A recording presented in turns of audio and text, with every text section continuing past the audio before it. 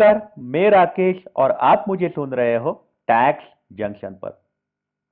तो दोस्तों, NEP 2020 national education policy, इसमें ढेर सारे बदलाव आए हैं। आप ये सारे बदलाव जानते भी हो, लेकिन ये बदलाव क्यों किए गए हैं, इसकी सारी अहम जानकारियां प्रधानमंत्री मोदी जी ने आज दी है।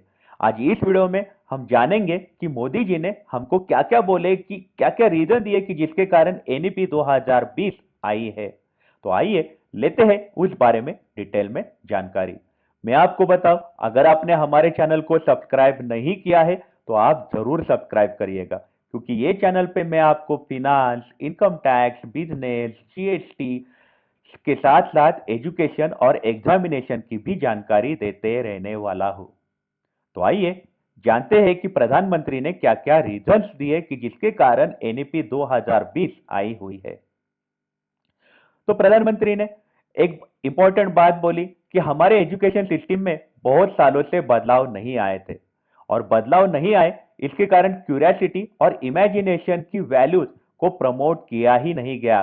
सब लोग भेड़ चाल में चलने लग गए, क्योंकि बच्चों में ना क्यूरियोसिटी जगाई किसी ने, ना उनका इमेजिनेशन डेवलप किया। सब भेड़ चाल में चलने लग गए।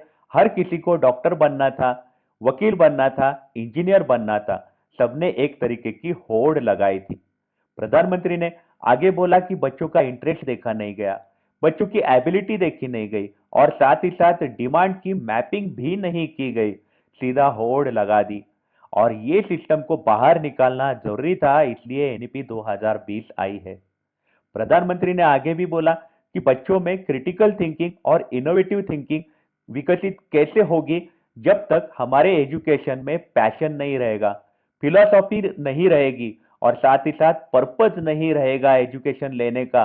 तब तक बच्चों में ना इनोवेटिव थिंकिंग आएगा, ना क्रिटिकल थिंकिंग आएगा। बहुत इंपॉर्टेंट बात बोली है कि अगर बच्चों को पैशन ही नहीं रहेगा पढ़ाई करने का, या फिर फिलॉसफी नहीं रहेगी क्यों पढ़ रहे हैं उसके लिए, और साथ ही साथ पर्पज उनको मालूम नहीं है हम क्यों पढ़ रहे हैं, तो फिर वो कैसे लॉजिकल थिंकिंग कर पाएंगे। तो ये एक इंपॉर्टेंट बात बोली। तो फिर बच्चे क्या करेंगे, रट मार के एग्जाम दे के पास होते रहेंगे, डिग्रियां कमाते रहेंगे, लेकिन वो उनको सच में डिग्री पसंद है कि नहीं उनको भी मालूम नहीं रहता है। तो ये बहुत इंपॉर्टेंट बात प्रधानमंत्री जी ने बोली है।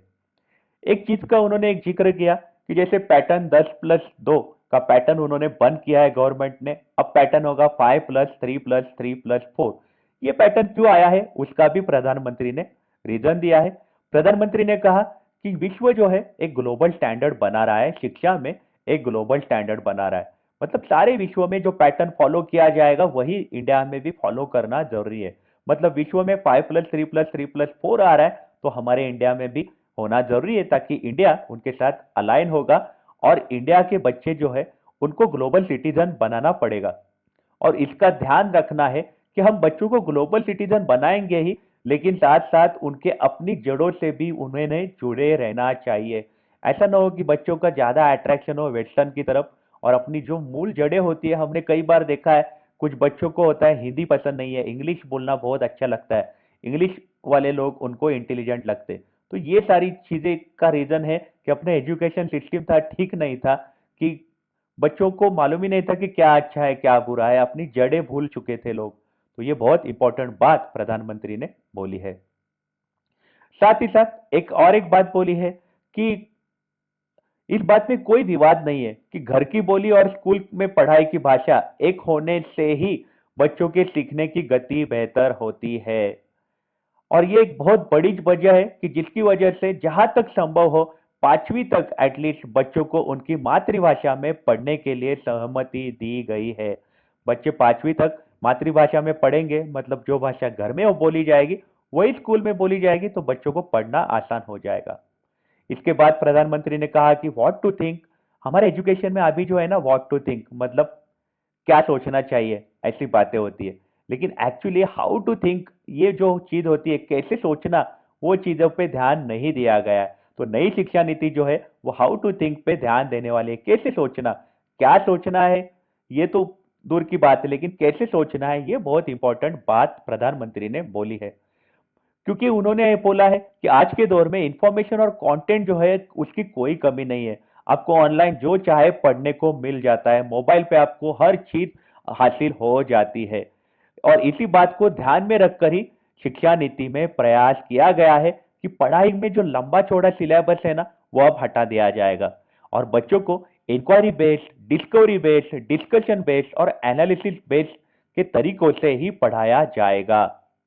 मतलब बहुत ही अच्छी बात बोली है कि ये जो आपको हर एक चीज का ऑलरेडी नॉलेज मिल रहा है ऑनलाइन, तो फिर आज के तारीख में जो जरूरी है आपको डिस्कवरी करने को मौका दिए बच्चों को, कुछ डिस्कशन करे बच्चे आमने सामने बैठ के या फिर एनालिसिस करते बैठे, तो इससे जो उनका ब्रेन की क्षमता बढ़ेगी, क्रिटिकल थिंकिंग, इनोवेशन जो उनके दिमाग में आएगा वो बहुत ही जबरदस्त आएगा। ये बहुत ही इंपॉर्टेंट बात प्रधानमंत्री जी ने बोली है। साथ ही साथ एक बात होती है कि जो अपना पैशन होता है ना, उसको फॉलो करना जरूरी है। उसके लिए प्रधानमंत्री ने बोला है कि स्टूडेंट को यह अवसर मिलना ही चाहिए कि वो अपने पैशन को फॉलो करे, वो अपनी सुविधा और जरूरत के हिसाब से डिग्री या कोर्स को फॉलो कर सके, और अगर उसका मन करे तो वो छोड़ भी सके, जब मन कहे स्टूडेंट वो छोड़ सके, पैशन के साथ रहना सीखे। अक्सर ऐसा होता है कि कोई कोर्स करने के बाद जब हम जॉब में जाते हैं तो हमें पता चलता है यार मैंने जो पढ़ा हुआ है ये जॉब की रिक्वायरमेंट थी ही नहीं। तो उसके बीच में क्या होता है, या फिर कई स्टूडेंट को क्या होता है कि अलग अलग वजहों की वजह से कोर्स छोड़ना पड़ता है और जॉब करनी पड़ती है। तो दो तरीके के स्टूडेंट होते हैं, जॉब में जाने के बाद उनका प्रोफाइल मैच ही नहीं होता जॉब के साथ जो पढ़ा हुआ है, और कुछ स्टूडेंट्स होते हैं जिनको कोर्स ही छोड़ना पड़ता है और जॉब करना पड़ता है। तो ऐसे बच्चों के लिए प्रधानमंत्री ने बोला है कि उनके जरूरतों का ख्याल रख के हमने मल्टीपल एंट्री एग्जिट का ऑप्शन दिया है।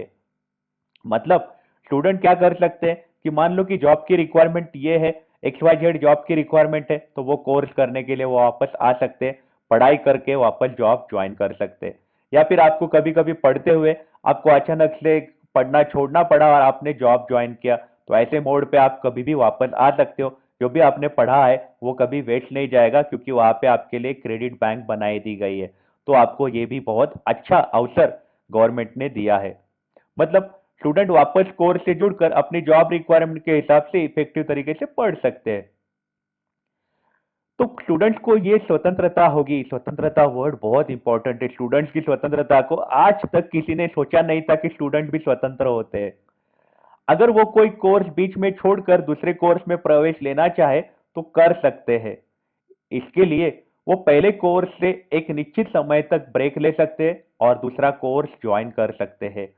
हायर एजुकेशन की स्ट्रीम्स को मुक्त करने मल्टीपल एंट्री और एग्जिट क्रेडिट बैंक के पीछे की यही सोच है। मतलब जब चाहे आप छोड़ सकते हो, जब चाहे आप आ सकते हो। और इसके लिए आपको मल्टीपल एंट्री और एग्जिट और क्रेडिट बैंक क्यों लाए हैं, उसका रीजन मैंने आपको दिया है कि आपको जॉब में कोई तकलीफ ना हो। हम इस एरा की तरफ बढ़ रहे हैं जहां कोई व्यक्ति जीवन पर किसी एक प्रोफेशन में नहीं टिका रहेगा। बदलाव निश्चित है, यह मानकर रहिए। हम ऐसे मोड़ पे खड़े हैं कि आप कोई कोर्स कर रहे हो और बाद में आपको अचानक से स्विच करना पड़ा। जैसे मैं चार्टर्ड अकाउंटेंट हूँ, मैं अभी कैसे कर रहा हूँ कि मैं डिजिटल मीडिया की तरफ ज्यादा मेरा रुख हो रहा है। तो ऐसे कई लोग मैंने देखे हैं कि जो अपने स्किल के हिसाब से अलग अलग प्रोफेशन ट्राई करते रहते हैं। इसके लिए उसे निरंतर खुद को रीस्किल और अपस्किल करते रहना होगा। नेशनल एजुकेशन पॉलिसी, राष्ट्रीय शिक्षा नीति में उसी का ध्यान दिया गया है। तो ये भी एक इंपॉर्टेंट बात प्रधानमंत्री ने बोली है। तो इसके लिए और एक इंपॉर्टेंट बात प्रधानमंत्री ने बोली है कि ये जो शिक्षा नीति है ये कोई एक सर्कुलर नहीं है, ये सर्कुलर जारी करके इसका इंप्लीमेंट तुरंत होगा। आप सबको मन बनाना पड़ेगा, दृढ़ निश्चय करना पड़ेगा। मतलब आज जो भी ये मेरा वीडियो सुन रहे हैं या फिर जिसने भी प्रधानमंत्री का भाषण सुना है, उसने हर किसी ने अपना योगदान देना बहुत जरूरी है। और इसके लिए सबको अपना योगदान देना जरूरी है। जैसे मैंने टैक्स जंक्शन के जरिए अपना योगदान दिया है, आप सबको ये इंफॉर्मेशन पहुंचाई है एनईपी 2020 की, वैसे आप भी ये इंफॉर्मेशन हर किसी को पहुंचा दो ताकि ये योजना जो है ये सक्सेसफुली काम आए। एनीवे, आपकी इस बारे में क्या राय है मुझे आप कमेंट सेक्शन में जरूर बताइएगा।